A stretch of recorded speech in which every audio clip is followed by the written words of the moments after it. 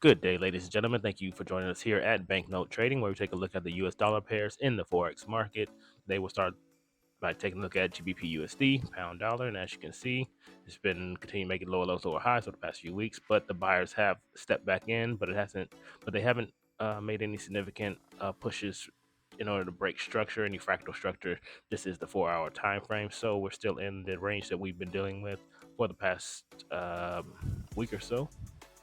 Split it between premium and discount. It hasn't pulled back into a discount area in order to start looking for sales, and the bearish pressure hasn't continued lower to push it past these lows that it created. So it's trading sideways to see what response we'll get from the CPI data. This was the closest supply zone, but this is still in discount. Here's another one up here, another supply area to look for sales. But again, it just depends on the CPI data today to see if the dollar will continue to be strong, or if it weakens, then we can see it push past all of this.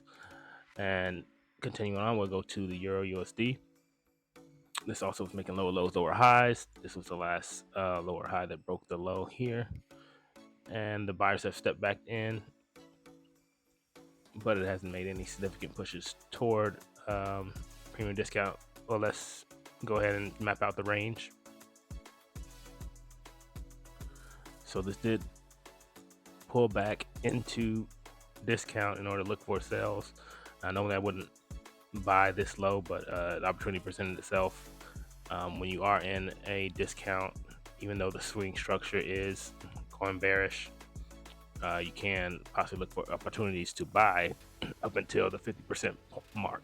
Now, I didn't significantly respond to the 50% retrace, so I'll be looking here or here for any additional areas to short from.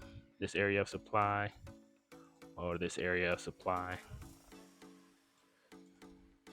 This area of supply. If it pulls back, I'm not looking for any particular buys once it gets into premium, unless it starts breaking this strong lower high. And AUD USD, just like we said yesterday, this has been sideways, making low, but now it's broken out of the range. Now it's pulled back into the range. The buyers have stepped back in.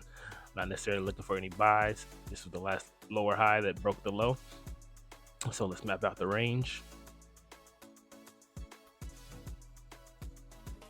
And in this case, still pulling into premium area. This is an area of supply. This is also an area of supply, just like similar to the other USD pairs, to see if the bears can step back in an area in the premium area, to see if CPI causes this to either shoot forward or take liquidity and continue pushing down and be looking for sales. This hasn't reached the premium range. And for NZD USD, similar to Aussie dollar, lows, lower highs. It's the last lower high that broke the low, and the buyers have stepped back in, and this has taken out this liquidity over these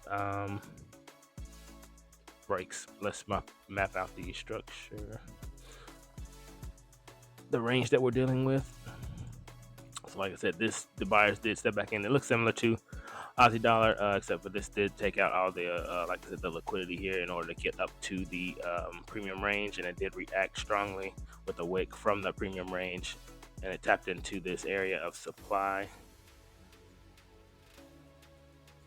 So if you're looking for a quick sell opportunity, and some people could have caught it from the analysis earlier, but it hasn't significantly, this reaction from the supply zone or reaction from the premium did not push it further down to make lower lows. You have to take this in correlation with the other dollar pairs. Like I said yesterday, in normal situations, this could possibly have been the catalyst to push it down and break these lows, but the other dollar pairs weren't showing that, and and the DXY index is still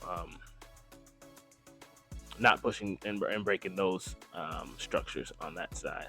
So I would continue to look for any selling opportunities if it pushes back further, deeper into premium, but no longer looking for any buys once it gets up above here. Um, this will be significant enough break in order to start looking for buys. GBP AUD, it's been making lower lows, lower highs. Lower lows, lower highs. The last low that broke this, the last lower high that broke this low, and we map out our range. This was a pullback, but it's an internal pullback for the range. Let's go ahead and map it out. The range what we're dealing with is too low to take any sales, and the buyers haven't stepped back in. This is a significant wick, but haven't seen any follow through in order to start breaking the internal fractal highs in order to make it a bullish opportunity to take buys. So still looking for this to pull back into premium in order to take sales. GBP NZD, similar situation, making lower lows, lower high. This lower high was the last lower high that broke this low. And as you can see, this didn't significantly pull back like GBP AUD. So let's map out our range that we're dealing with. And as you can see, the buyers have started to step back in, not significantly yet. This is a supply area, and also up here, or look for any type of continuation sales. But I'll be looking for it to go into premium first. That's the buy before the sell. Not looking for any buys until it breaks this break structure to the upside. And that's all we have for you today. Thank you for joining us.